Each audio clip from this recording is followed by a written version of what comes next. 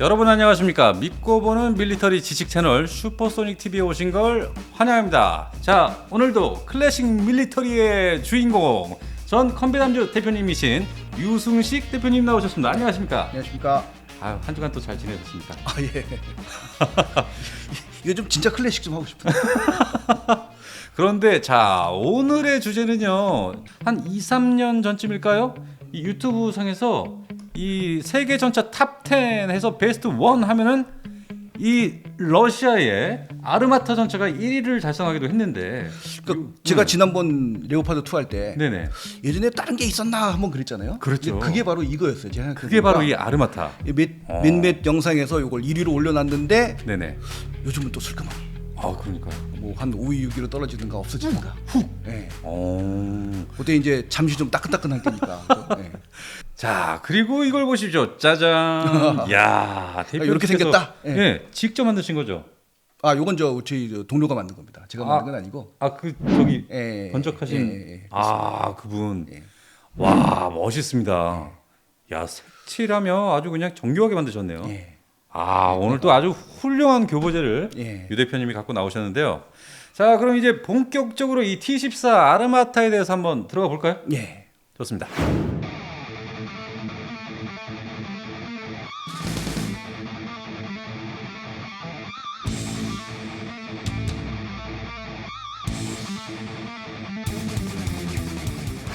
자, 그런데 이 T14 아르마타 이 처음 등장한 것이 언제입니까?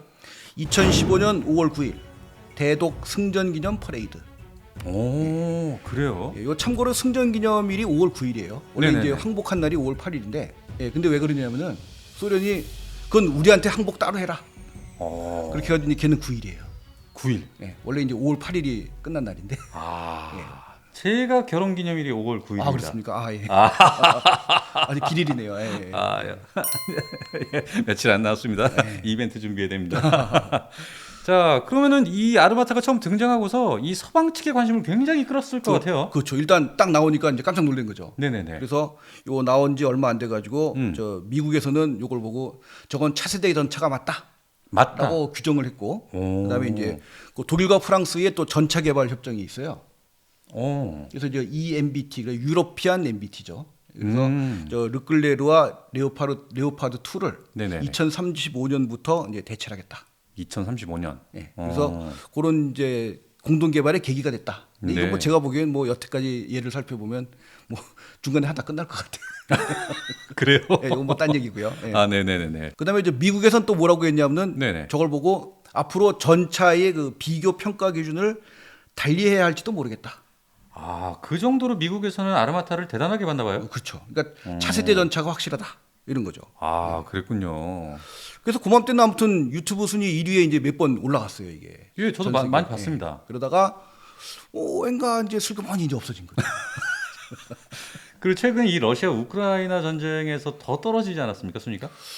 아니 요즘 아예 아예 잘 안 나오는 사라졌죠? 것도 많이 있어요. 예, 그래서 아무튼 애초에 2020년까지 2,300대를 생산한다. 생산한다. 라고 했는데 전혀 네네. 실현되지 못하고 그다음에 이제 뭐 성능이 거품이다. 그다음에 퍼레이드에 나온 몇 대 말고는 차량 자체가 없다. 없다. 네. 그다음에 뭐 방산 비리 때문에 생산이 불가능해졌다. 음. 그다음에 또 우크라이나 전쟁 나고서는 서방에서 부품 조달을 못 해주니까 저걸 무슨 수로 생산하겠느냐. 뭐 이런 등등 이야기가 있었습니다. 아, 그래요. 그래가지고 저 러시아에서도 버린 자식이 아니냐 뭐 이런 얘기가 있었어요.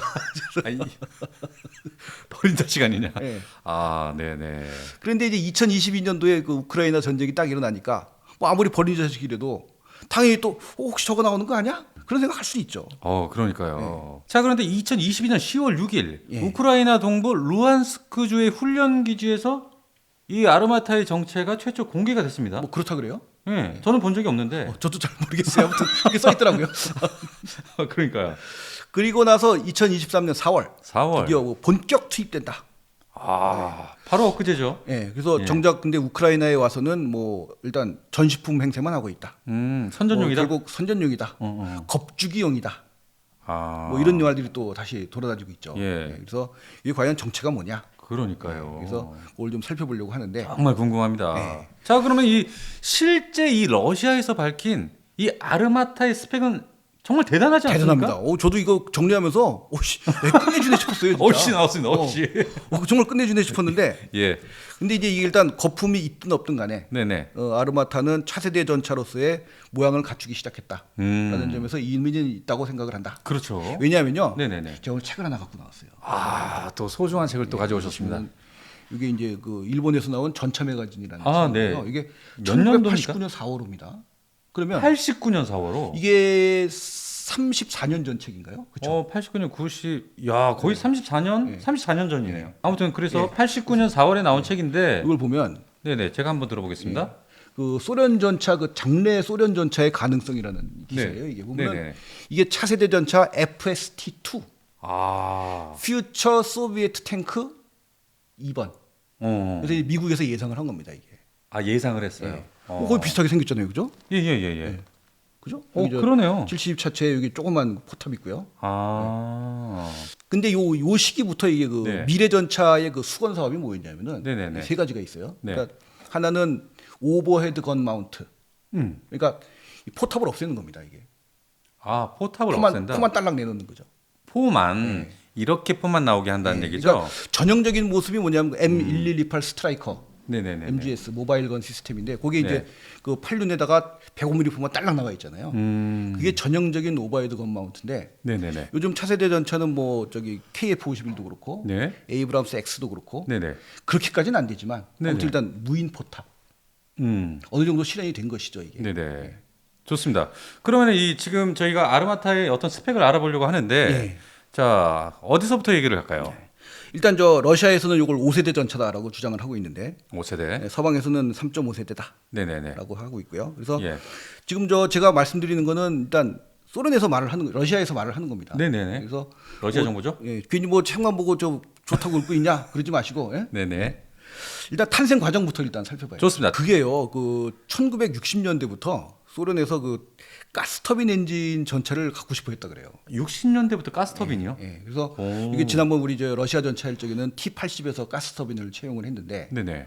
그 이전에도 이제 계속 가스터빈을 연구를 했다는 거죠. 왜냐? 네. 이게 소형 경량의 크기에 비해 파워를 많이 낼 수 있고 그다음에는 그 연료 특성상 최고 속도로 운영할 때 연료 효율이 제일 좋다는 거예요.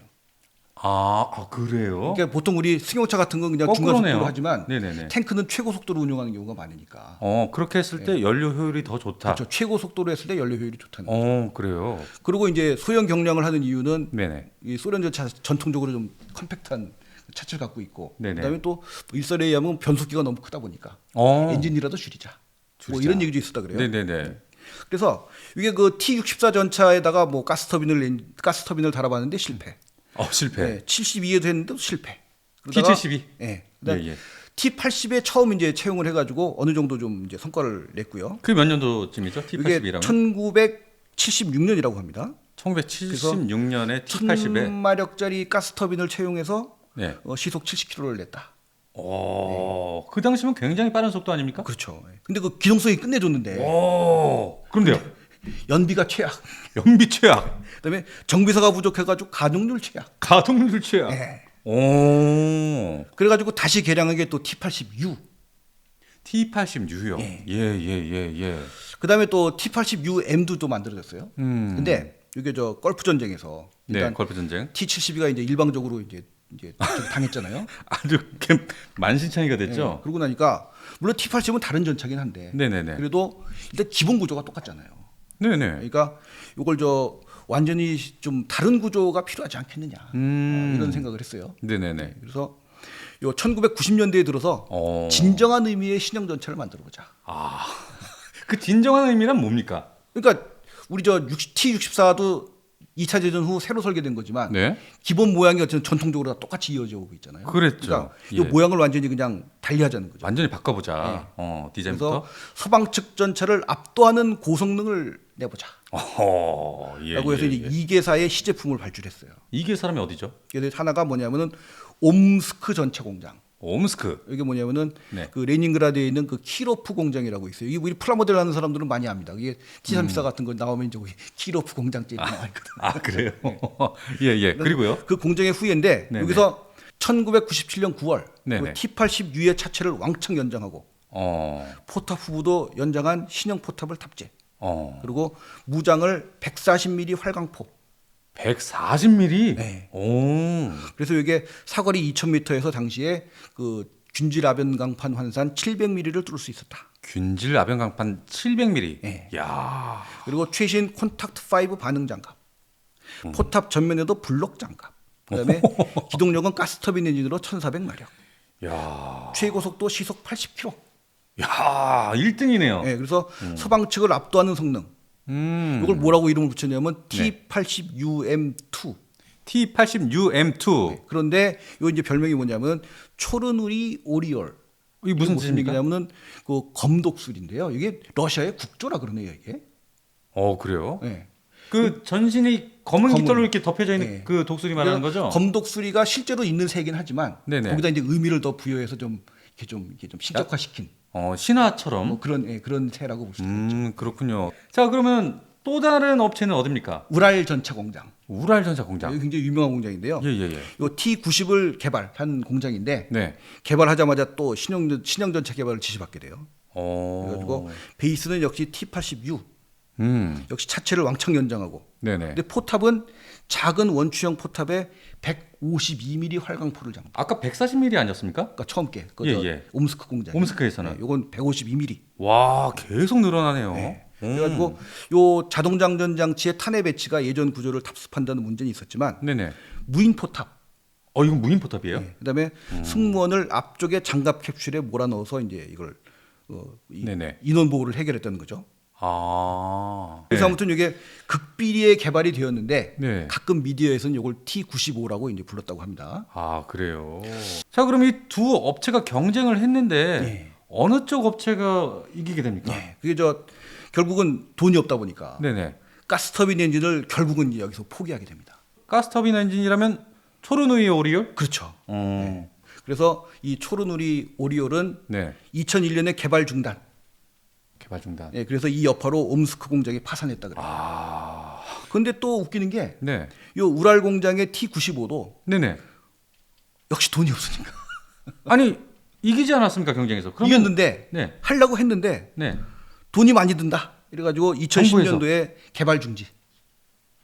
와, 이거 어떻게 보면 아치네요. 근데 이제 요거는 다시 살아납니다. 다시 말씀드리게. 아, 그래요? 네네, 좋습니다. 그럼 대표님, 이 두 업체 모두가 파산을 한 건데, 예. 이러면은 이 소련의 꿈, 러시아의 꿈, 예. 서방 전차를 능가하겠다. 예. 이런 소망이 완전히 실현 불가능이 된 거 아닙니까? 잠시 이제 그렇게 됐죠. 네네네. 근데 이제 그 꿈을 포기할 수가 없으니까. 그래서. 그 우랄은 아직 안 망했습니다. 그래도 어쨌든 파산은 안 했어요. 완전히 파산은 아니다. 네, 아직은 아니에요. 그래서 예. 여기 2009년도에 네. 러시아군이 네. T95 대신 또 신형 전차를 개발하자라고 해서 우랄 전차 공장에 또 개발해라라고 지시를 내리게 돼요. 이야. 그러면서 뭐라고 얘기하냐면 2015년까지 시제 차량을 완성시켜라. 2009년에 지시를 내려서 예. 2015년까지 시제 촬영을 완성해라. 예. 명령이네요. 그렇죠. 거의 명령이죠. 죽기 싫으면 그때까지 완성해야 되는 겁니다. 거기 뭐 죽기 싫으면 해야지 뭐. 예. 아니 근데 대표님 T95 하나 만드는 데만 해도 20년이 걸리지 않았습니까? 그렇죠.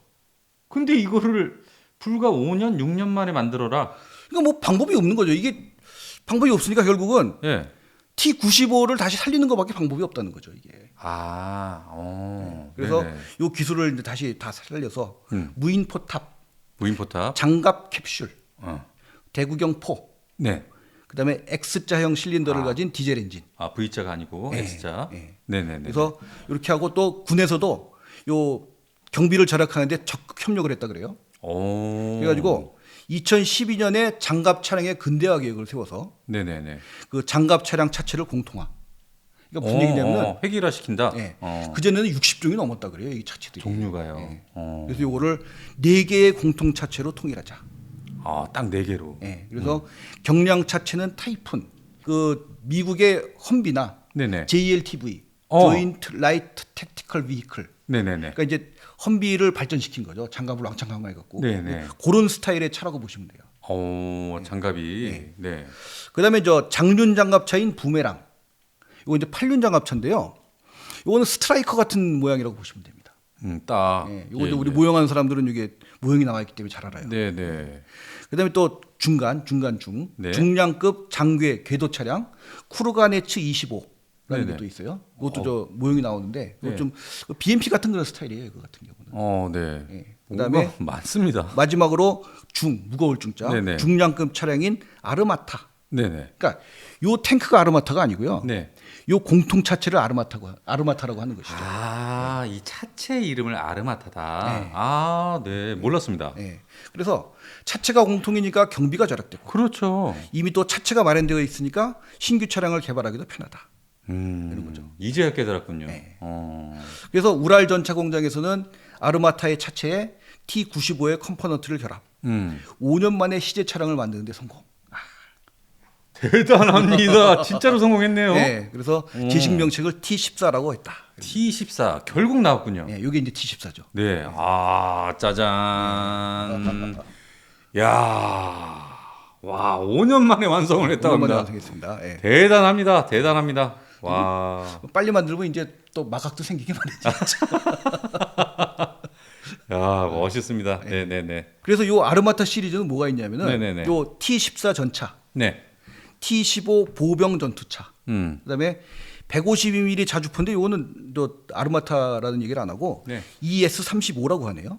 그래요. 예, 그다음에 T16 전차 회수차. 그다음에 우리 그 터미네이터라고 있잖아요. 네네. 그 기관포 달린 그 지원 차량. 네, 네, 네.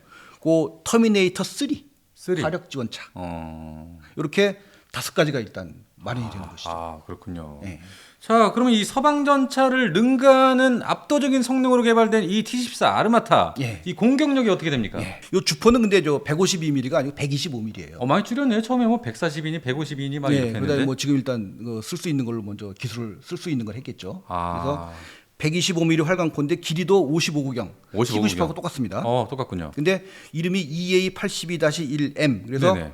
요 아르마타를 위해 특별히 만들어진 포다라고 이 포가. 합니다. 근데 포가 상당히 긴 것 같아요. 이게 왜 그러냐면 여기 중간에 불룩 나온 게 없어요. 왜냐? 요 불룩 나온 건 뭐 역할 아시죠, 뭔지? 그렇죠, 그렇죠. 근데 모르시는 분들을 위해서 설명 한번 해주시죠. 이 중간에 나와 있는 게 배연기라 그래가지고 네. 영어로 이베큐에이터. 그래서 빵 쏘게 되면 이 가스가 여기 한번 꽉 찬 다음에 네. 앞으로 나가게 돼요. 네네네. 그래서 요 안에 있는 승무원한테는 이제 영향을 안 미치는 것이죠. 그렇죠. 예. 그래서 근데 요거는 이제 무인 포탑이니까 네. 이게 필요가 없죠. 그러니까 그게 없으니까 더 길어 보이는 거죠. 그렇군요. 쭉 뻗어서. 네. 네네네네. 그리고 요 내부를 뭐 특수 합금으로 만들어서 이제 포신 수명을 대폭 연장했다. 그렇군요. 근데 이제 이게 원래 이제 그 좀 공학 좀 아는 사람 얘기를 들어보면 이 포신이 길게 되면은 이게 그 압력을 견디기가 상당히 힘들다 그래요. 이게. 그래요. 예, 그래가지고 요 그걸 이제 뭐 특수학금으로 뭐 수명을 연장했다고 하지만 네. 서방제보다 뭐 좋아졌겠냐 과연 네, 그런 얘기는 하고는 있죠. 네네. 그다음에 이제 포미와 폐쇄기의 강화로 강력한 탄환 발사. 그러니까 예전에 그 레오파드 2 할 때 저 세븐 V가 왜 130mm 포의 그 폐쇄기와 그걸 적용을 해서 네. 더 강력한 탄환을 쏠 수 있다 이랬잖아요. 네, 그랬죠. 그러니까 같은 원리인 것이죠. 네.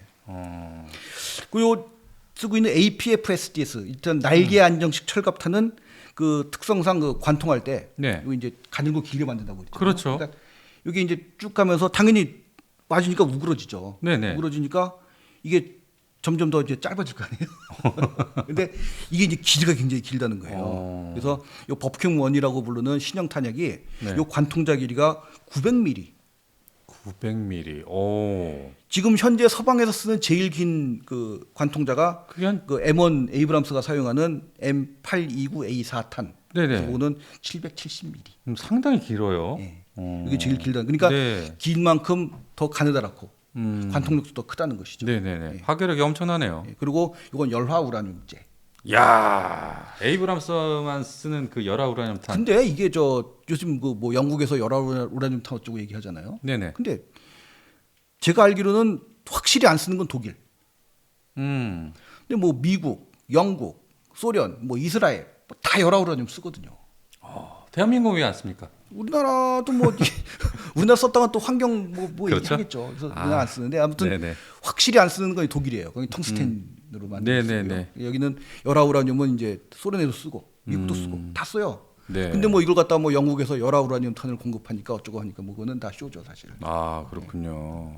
아 그리고 저 여담이지만 다른 얘기 하나. 네네네. 여담 좋습니다. 그 미국의 M1A1을 이제 우크라이나에 공유를 하는데 지금 시간이 많이 걸리고 있잖아요. 그렇죠. 올 가을이나 네. 들어간다 뭐 이렇게 얘기. 왜 그렇게 많이 걸리는지 아세요 혹시? 왜 그런 겁니까? 추측을 한번 해보신다면? 추측을 한다면 네. 본래 이 차체에 있던 모든 것들을 이 수출용이니까 내수용과 다른 거니까 네. 좀 띄어내고 좀 개조를 해서 아마 어느 정도 맞는 말씀이세요. 아, 100% 맞는 말은 아니지만. 그러니까요. 이게 왜 그러냐면 저도 물론 추측이긴 아, 한데 예. 그 M1A1 그 헤비 아머 같은 경우에 그 앞에 그 복합 장갑 있잖아요. 네네. 그 내부에 열화우라늄을 사용을 해요. 오. 그러니까 이걸 떼고 준다는 거죠. 그렇죠. 이걸 빼고 줘야 된다. 예. 이게 이제 말들이 많으니까. 그 이제 빼고 주면은 다른 뭔가를 또 넣어야 될 거 아니에요. 그럼 이제 그 방어력이 좀 낮아질 수는 있겠죠. 미국의 특기인 것 같아요. 자기네 거 이렇게 탁탁한 거 주고 남들 주는 건 약간 이게 중요한 건 다 빼고 이거 가져가 선심 쓰듯이. 그리고 저 이것도 여담이지만 네. 열화우라늄탄의 특성 네. 좀 말씀드릴게요. 열화우라늄은 플루토늄 농축을 하면서 이제 나오는 폐기물이잖아요. 그렇죠. 그러니까 비중이 엄청나게 크기 때문에 철보다 이제 이 관통력이 더 단단한 거죠. 단단하니까 거의 뭐 텅스텐보다도 더 단단하다 그러긴 해요. 아, 네. 근데 이게 이제 이게 딱 장갑에 맞게 되면 네. 이게 앞이 깎여 나간다 그래요. 이걸 자기 첨예화라고 얘기를 하는데, 탄이 깎인다고. 그러니까 이제 그 연필 깎기에서 깎듯이 네. 딱 하면 이게 깎여 나가면서 들어간다는 거죠. 아 그러니까 이 탄이 열화음탄이 날아가면서 장갑 표면에 부딪히면 뭉그러지는 게 아니라 뭉그러지는 게 아니라 이 탄이 깎여 나가면서 더 얇아지고 네. 예리해지면서 이제 간다는 거죠. 앞을 더 잘 뚫을 수 있게. 이거를 자기 첨예화라고 얘기를 해요. 자기 첨예와 나를 헌신하듯 깎아내면서 뚫어버린다. 그러면서 그 깎여 나간 그 입자들이 네네. 불을 일으킵니다. 불까지. 그래서 이게 그 소위탄 효과가 있다는 것이죠. 오. 그래서 이 열화우라늄탄이 위력이 있다는 거예요. 그러니까 차체 표면도 녹여버리겠네요. 뭐 그래서 이제 이게 이 철갑탄으로서는 엄청나게 그 바람직한 특성을 갖고 있다는 것이죠. 네네네네. 엄청납니다. 그래서 이것도 아무튼 긴 게 이제 그렇게 이제 뚫고 들어가겠죠. 예. 자, 그러니까 이 열화 우라늄탄을 현재 미국의 에이브람스 예. 그리고 영국의 챌린저 네, 닿습니다. 그리고 러시아의 T-14 아르마타가 쓴다. T-80도 쓸 거예요 아마. 아 그래요? 그러니까 그 쓰는 나라들이 있어요. 그러니까 그렇군요. 러시아, 미국, 뭐 영국, 이스라엘은 다 쓰는 거죠. 네네네네. 그러니까 확실히 안 쓰는 건 독일이에요. 독일 또 있지 않습니까? 코리아. 그렇죠. 자, 그래서 이제 다시 공격으로 들어가면 예. 이 T-14 아르마타 이 포구 속도라든지 이 정도는 또 어떻게 됩니까? 예, 이게 저 포구 초속이 약 2,000m, 초당 2,000m. 초당 2,000m? 예. 와. 이게 그 엊그저께 레오파드 했던 그 55구경 120mm 포 같은 네네네. 경우는 약 1,750m. 그래서 이게 저 사거리 2,000m에서 네. 균지 라변 강판 환산 1,000mm를 관통한다라고 해요. 1000mm. 예. 오. 근데 이게 좀 요걸 좀 네. 부연 설명을 달자면 이 탄소의 단열 팽창으로 얻어지는 에너지는 네네. 그러니까 이게 화약으로 빵해서 이제 나가는 네, 거죠. 네네네. 그거는 이론상으로 네. 2,000m를 넘을 수가 없다 그래요. 아 그래요? 이론상? 이론상. 근데 실제가 그렇게 근데 된다고요? 지금 실제가 2,000m라고 하니까 네. 이걸 진실이라고 믿을 수 있겠느냐? 아 그래서 뻥 스펙 아니냐? 이런 이제 의문이 생기게 되는 아 것이죠. 그렇군요. 아 이론상 안 된다. 그러니까 이게 1,750m 그 55구경 120mm 포가 1,750m 내지 1,800m. 네. 이 정도가 이제 사실상 한계라는 거죠 이게. 아 그렇군요. 그 이상이 나오기가 힘들다. 근데 T-14 아르마타는 2,000m다. 그렇게 발표를 하고 있는 거죠.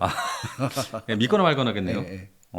좋습니다. 아니 그런데 대표님, 예. 제가 알기로는 이 T-14 아르마타 이 포탑에 이 에이사 레이더가 장착이 돼 있다는 소리를 들었습니다. 있다 그래요? 그 저도 진짜입니까? 뭐 타보지 않았으니까 모르지 사실 나도.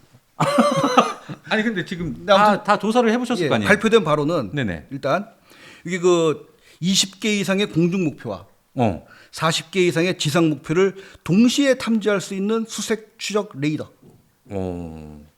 그다음에 이제 뭐 풍향, 날씨 뭐 이런 걸 감지하는 환경 센서. 센서. 그다음에 이제 GPS 내비게이션 시스템. 그리고 네네. 전방향 시차를 할 수 있는 선회식 비디오 카메라. 오. 이런 걸 가지고 있다는 거예요. 그래서 야. 이런 그 동시 다목표 추적이 가능하니까 네네네. 이게 에이사 레이더가 아니냐 이제 이런 얘기를 하는 거죠. 아 아니냐. 네. 레이사 레이더이다가 분명히 아니고. 뭐다라는 게 밝혀진 건 아니에요. 어. 그리고 저 프로덕티라고 불리는 수색용 드론을 탑재한다. 드론까지 탑재했다고요? 라고 하는데 어디에 탑재되는지 모르겠어요. 야, 진짜 이거 믿거나 말거나네. 근데 이 드론 얘기는 뭐 나와 있는 자료도 있고 안 나와 있는 자료도 있고 그런데 네. 아무튼 뭐 그런 얘기를 뭐 했다고 합니다. 네네네. 그다음에 저 포탑 상부에는 360도 조준 가능한 차장용 조준기. 뭐 요거 어떤 겁니까? 뭐 요거겠죠? 360도 돌아가니까. 예, 뱅뱅 도는 거. 아, 이 동그란 이 부분만. 네, 저 요거를 말하는 것 같아요. 그래서 요게 여기 돌아간다는 것이죠. 알겠습니다. 그다음에 저 포탑 전면 좌측에는 예. 포수형 레이저식 조준기. 그러니까 요건 요거죠, 요거. 여기. 이 부분이죠. 네네. 예. 네. 그리고요. 그래서 요게 낮에는 8,000m, 낮에는 8,000m. 밤에는 3,500m까지 적을 공격할 수 있다. 그다음에 이제 또 2,000m까지 수색 가능한 백업용 야간 사이트도 있다. 그래요. 네. 그래서 없는 게 없어. 여러 가지 장비를 백업을 해서 네네. 정밀도를 향상시킨다. 그래서 네. 레오파드 2보다 이 사격 정밀도가 네. 20% 높다라고 주장을 한다 그래요. 굉장히 높은 거네요. 네. 음. 그러니까 이게 역으로 얘기하면 네. 못 믿으니까 자꾸 백업을 넣는 그 말이 사실 못 믿으니까 그런다는 게 사실일 수도 있어요. 네. 기동창 하나 딱 달아놓으면 뭐 딴 거 할 필요는 없겠죠. 네. 뭐 파괴될 수도 있긴 하겠죠. 그러니까요. 예. RWS는 어떻습니까? 여기 RWS는 현재 12.7mm 기관총. 네네. 근데 이게 레이더로부터 신호를 받아서 자동 조준이 된다 그래요. 그래서 날아오는 대전차 미사일도 격추한다.